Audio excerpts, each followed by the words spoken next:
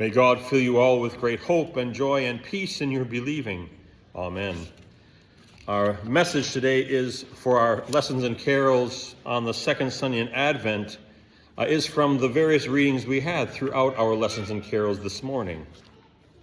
In the name of the Father, and of the Son, and of the Holy Spirit. Amen. God's story begins with a moment of glory, but it's only a moment. In the cool of early evening, God walks in the Garden of Eden. It's a picture of a time we have never known, a time of perfect communion with the God who created us, a time of freedom, beauty, and with glory. God is seeking his people. They're nowhere to be found. They're hiding, naked, ashamed, and afraid. For the one thing they had been warned of, the one fruit they had been told not to eat, has proven too great a temptation. They eat.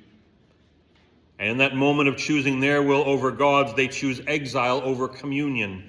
They choose to take rather than to receive. They choose instant gratification over eternal glory. And they choose this for all of us. From that moment he steps foot in the garden. That day God senses their shame. He feels their fear. He is pained by their rebellion. For the necessary consequence of their actions is exile, the labor of field and childbearing, and then eventually death. Out of the dust he has made them, filling them with the breath from his very own mouth. Now to dust they shall return. Their exile is our exile, and their sin we have made our own. Shame and sadness, fear and death, these are the ways of the world when we hide from our Creator. What we hide, only God can expose with his word, his spirit, his will, and he makes our wills as believers line up with his holy will, a powerful will that saves. So what begins in glory descends into tragedy, and we're left to wonder, what can God do? Well, God will speak through other human voices filled with the Spirit's wisdom.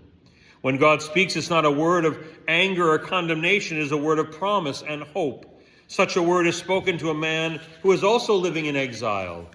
Abraham comes from Ur, the city of idols, and yet God comes to him.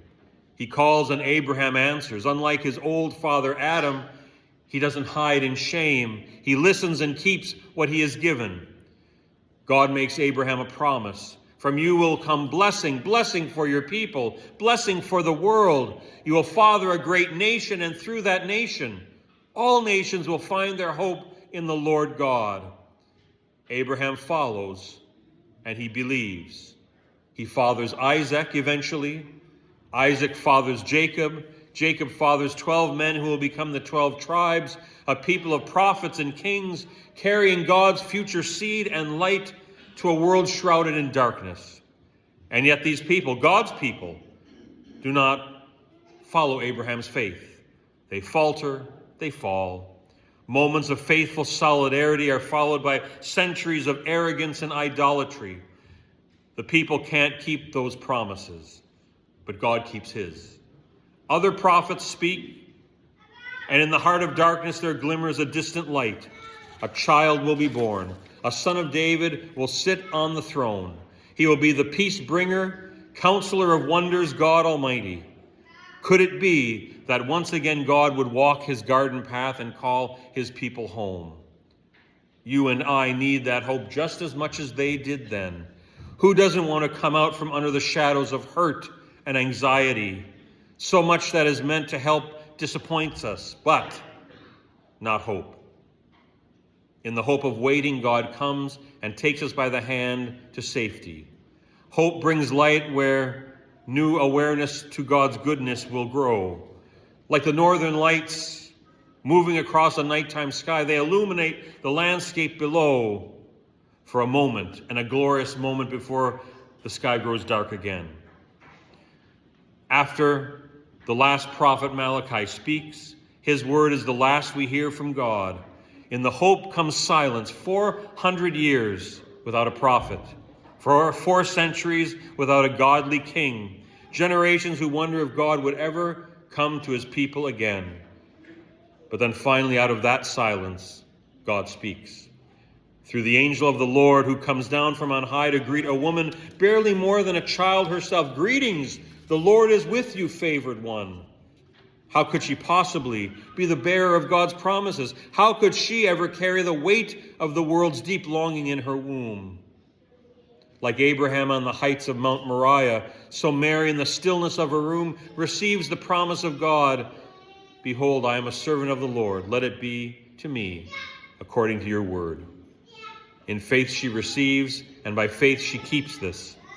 Overpowered by the Spirit of God, she receives the living word. The Son of David is coming to claim his throne. The heir of Abraham is coming to receive his blessing. The new Adam is here to be caretaker of the whole world. The child for whom a whole nation longs and prays is coming, not to conquer by force, but through his humanity, his mercy, his death, his resurrection. He will serve and save as the great King of all kings. Kings will be in turmoil over his birth. Herod will be horrified. The greatest of Roman emperors, Augustus, will hold on tightly to his kingdom and keep order by force. During that reign of power of the world, it seems to all flow and emanate from Rome. At a single word from his lips, the people of the empire could be thrown into chaos. One such word creates chaos, a census. And caught up in that topsy-turvy run are Joseph, Mary, and the baby she carries. Augustus's command sends them out, but God's promise carries them safely. And in a makeshift nursery, the child of promise is finally born. All the longings of the world come to life. Here is Abraham's distant star.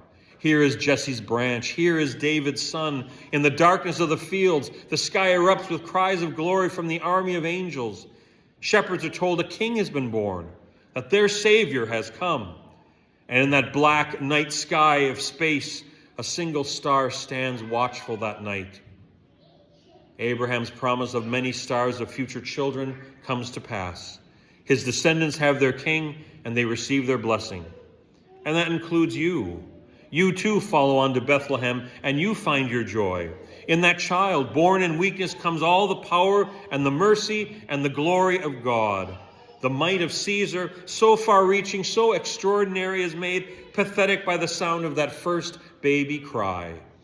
God as man is back among his people, soon to walk with them again, even as a crib gives way to a cross. And as all of us sinners that are thieves and rebels, we have paradise open to us again, once again. The King has come. The promises are kept. The curse is lifted. The world is blessed. The glory of the living Lord is upon you. Until the day all people walk around with the Lord in the new heavens and new earth. And your response? By faith, receive this King as Savior, trusting in his love for you. Amen. In the name of the Father, and of the Son, and of the Holy Spirit. Amen. And now may the peace of God, which goes beyond our human understanding, guard your hearts and lives in the one true faith in Jesus Christ, now and always.